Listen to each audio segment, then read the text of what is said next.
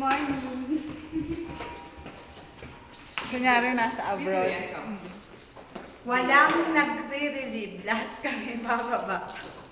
Uy, nag-relieve na ako, Putang na nakaklaster ko yung nag-relieve ko. Nag-relieve Baba ka na. Kawawa naman. Siya yung sinasabi siya, umawa na kayo dito. Bumuha niyo na yan. Sabi ni Den. Nakaduko sila. Parinig daw, Glenda. Sabi, Glenda, parinig daw. 12 yung ano. Sabi niya, saglit lang. Nire-relieve ko muna yung sarili ko. Natawa nga ako sa kanya. Sabi niya,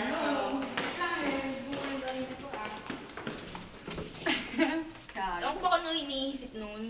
Asawa niya. Bingat ako nga yung ano. Ano ba? Yung ba? Hindi siya mag-iong paano yung asawa niya at yung kabit magkasama sa trabaho. hindi pa Yeah. naman lumilipat. Hanggang ngayon? So, Siyempre, parang araw-araw. alam Alam mo yung lalaki na wala mo na mangyayari dyan. Kalimutan niya na yan. Parang nagkasali na siguro sila. ang Pero sabi, sa araw-araw yung hiwalay ginawa na, ng Diyos hiwalay Chong na kung daw. doon nagtatrabaho. Sino nagsasalita? Ay, Ay, nilabas. So, ay, ako yung tapat mo. Madam, Ano, sabi ko sabi na raw. Sabi, naghiwalay na daw. Sabi ng babae. Chismis yan. Sa palong, sabi ba?